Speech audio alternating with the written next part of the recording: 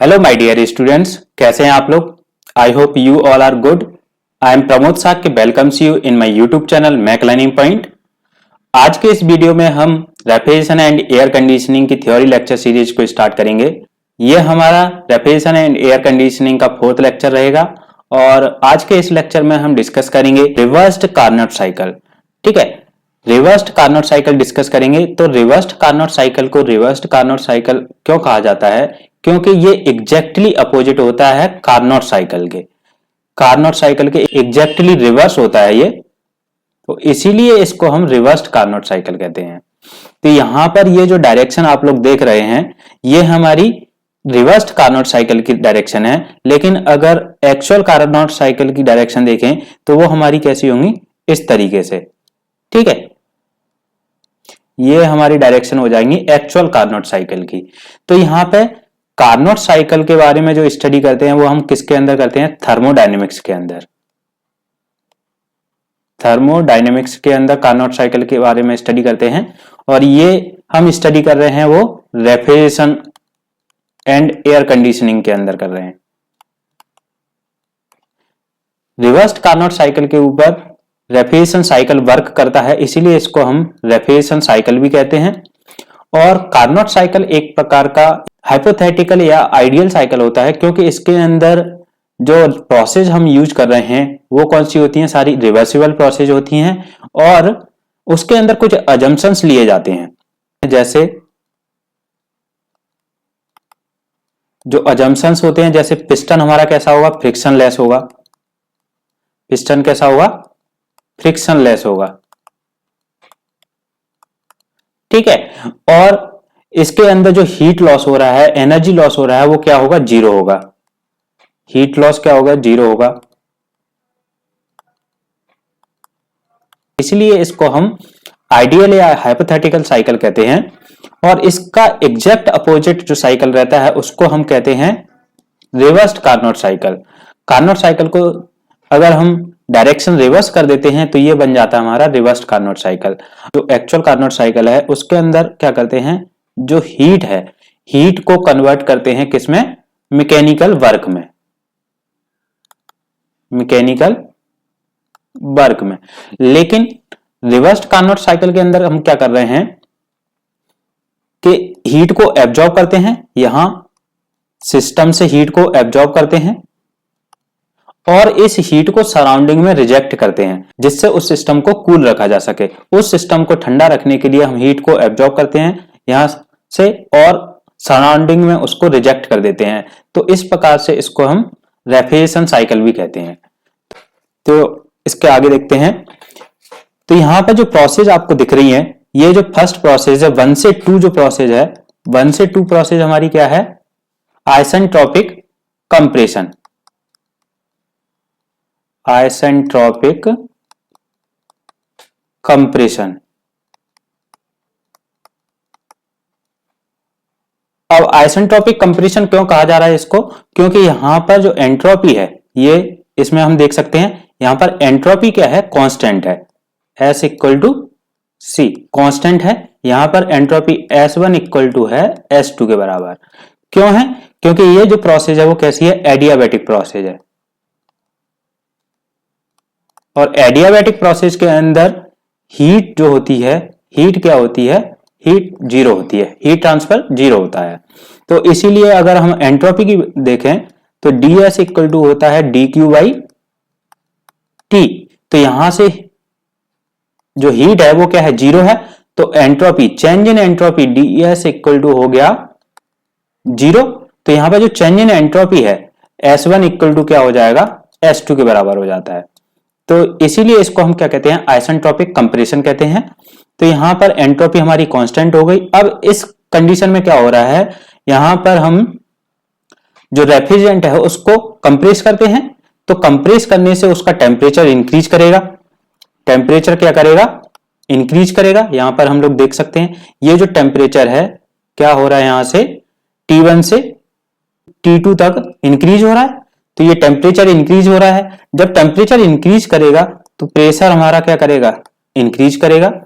क्योंकि यहां पे हम इसको क्या कर रहे हैं? कंप्रेस कर रहे हैं। तो कंप्रेस करने पर उसका टेम्परेचर और प्रेशर दोनों इंक्रीज करेंगे, लेकिन वॉल्यूम क्या होगा, डिक्रीज करेगा। वॉल्यूम यहाँ पे डिक्रीज कर रहा है। जैसे अगर हम इस पीवी डायग्राम के अंदर देखें तो ये वॉल्यूम V2 है, ये V1 हो गया, ये जो वॉल्यूम है V1 हो गया। और अगर हम V2 पर वॉल्यूम देखें, ये क्या हो गया, यहां से कम हो गया, वॉल्यूम यहाँ पे डिक्रीज कर रहा है। तो ये होगी आइसेंट्रोपिक कंप्रेशन। और इसके अंदर हमें क्या करना पड़ेगा, वर्क इनपुट देना पड़ेगा, यहां पर वर्क इनपुट देना पड़ेगा।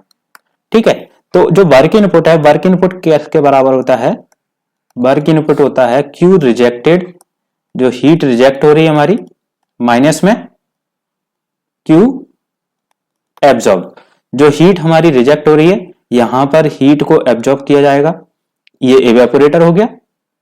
और यहां पर हीट रिजेक्ट होगी, यहां पर हीट एब्जॉर्ब्ड हो जाएगी। तो ये हो गया हमारा आइसेंट्रोपिक कंप्रेशन। अगर हम दूसरी प्रोसेस की बात करते हैं, यहां पर 2 से 3, प्रोसेस 2 to 3, प्रोसेस 2 to 3 में क्या होगा, यहां पर हमें दिख रहा है कि ये कैसी प्रोसेस है, आइसोथर्मल कंप्रेशन। तो इसको हम कहेंगे आइसोथर्मल कंप्रेशन, आइसोथर्मल कंप्रेशन। और आइसोथर्मल कंप्रेशन मतलब यहां पे टेम्परेचर कांस्टेंट रहेगा। यहां पर T2 इक्वल टू T3 है, ये T2 इक्वल टू T3 है, टेम्परेचर कांस्टेंट है। लेकिन इसमें क्या हो रहा है, जो हीट रिजेक्ट हो रही है किस पर, कांस्टेंट टेम्परेचर पर। तो लेकिन यहां पे जो प्रेशर है, प्रेशर हमारा क्या कर रहा है, इंक्रीज हो रहा है। प्रेशर यहां पे इंक्रीज कर रहा है, हीट रिजेक्ट हो रही है।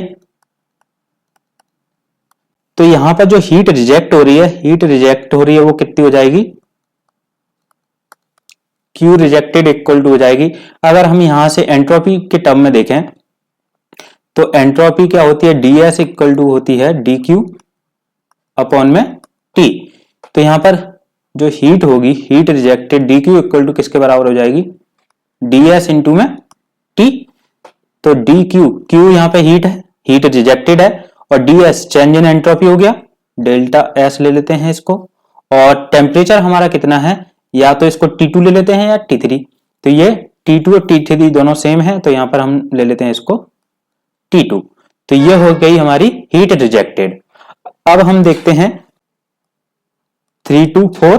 3 to 4 प्रोसेस क्या है हमारी, यहां पे देखते हैं। ये जो 3 to 4 प्रोसेस है वो क्या है, आइसेंट्रोपिक एक्सपेंशन। यहां पर ये आइसेंट्रोपिक एक्सपेंशन है। तो आइसेंट्रोपिक एक्सपेंशन के अंदर क्या कराएंगे, हम उसको आइसेंट्रोपिकली एक्सपेंड कराएंगे, आइसेंट्रोपिक एक्सपेंशन। तो आइसेंट्रोपिक एक्सपेंशन में भी जो हीट है, हीट ट्रांसफर क्या होगा, dq इक्वल टू होगा 0। इसीलिए यहां पर जो एंट्रोपी है वो क्या रहेगी, कांस्टेंट रहेगी। तो एंट्रोपी क्या हो जाएगी, S3 इक्वल टू S4 हो जाएगी, एंट्रोपी कांस्टेंट हो जाएगी। अब जब ये एंट्रोपी यहां पे कांस्टेंट हो गई, तो इसमें जो प्रेशर है, प्रेशर हमारा क्या कर रहा है, कम हो रहा है, प्रेशर रिड्यूस कर रहा है।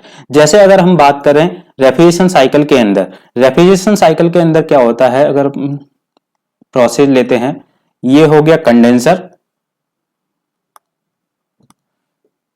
ये हो गया हमारा यहां पे कंप्रेसर,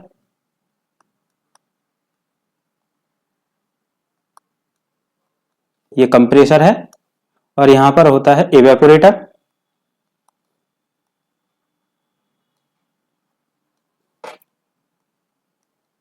और यहां पर ये टरबाइन लगा देते हैं, या फिर यहां पे एक्सपेंशन कराना है तो यहां पर क्या यूज कर लेते हैं हम, एक्सपेंशन डिवाइस। ठीक है, ये हो गया टरबाइन या फिर एक्सपेंशन डिवाइस। ठीक है, 1 से 2, 2 से 3 हीट रिजेक्ट की, 3 to 4 यहां पे हम क्या कर रहे हैं, उसको एक्सपेंड करा रहे हैं।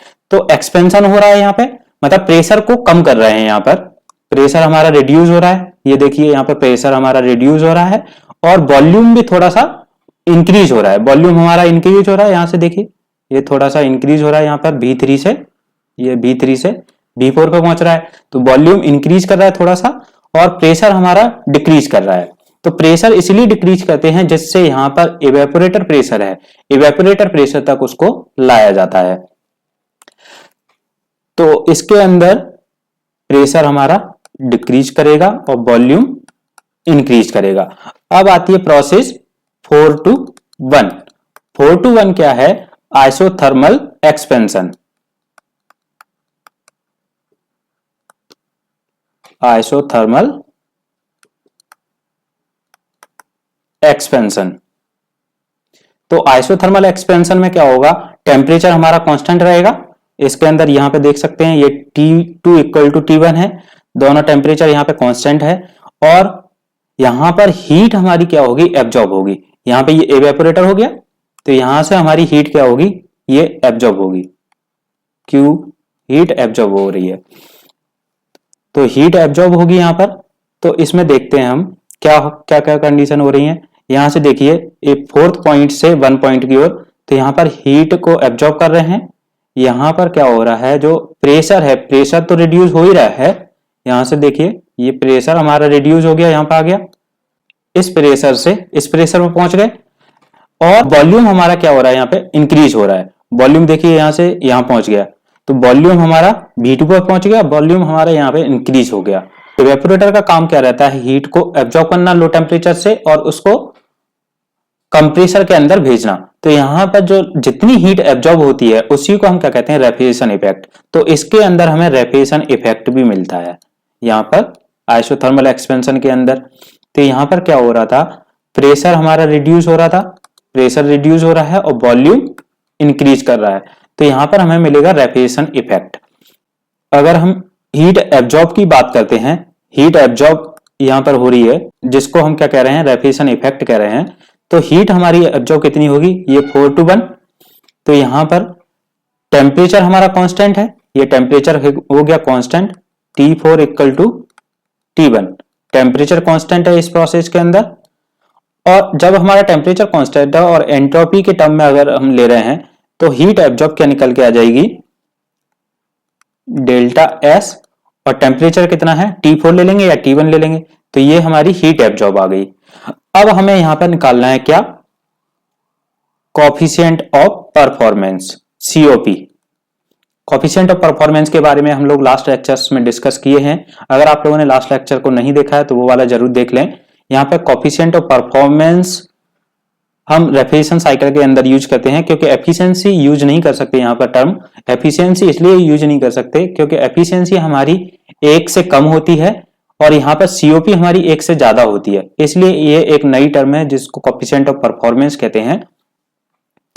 तो कोफिशिएंट ऑफ परफॉर्मेंस क्या होती है? रेफ्रिजरेशन इफेक्ट अपॉन में वर्क इनपुट,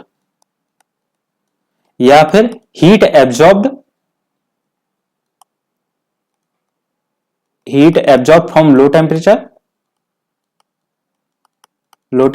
अपॉन में वर्क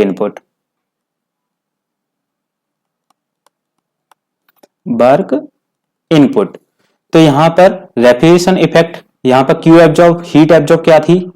ये डेल्टा S इंटू में T1।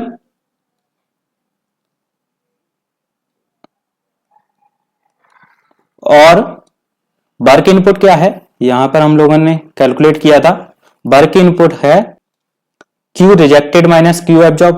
तो Q रिजेक्टेड क्या है? डेल्टा S T2 और Q एब्जॉर्ब क्या है? Delta S T1। तो यहां पर डेल्टा S T2 माइनस में डेल्टा S T1। तो यहां पर डेल्टा S से डेल्टा S कैंसिल हो जाएगा और यहां पर क्या बचेगा? T1 अपॉन में T2 माइनस में T1। तो ये आ गई हमारी COP। तो कोफिशिएंट ऑफ परफॉर्मेंस निकल के आ गई हमारी यहाँ पे। तो ये होती है coefficient of performance, T1 upon में T2 माइनस T1। तो यहां पर T1 लो टेम्परेचर है, तो इसको हम TL अपॉन में TH माइनस में TL भी बोल देते हैं। इसी को बोल देते हैं हम TL अपॉन में TH माइनस में TL।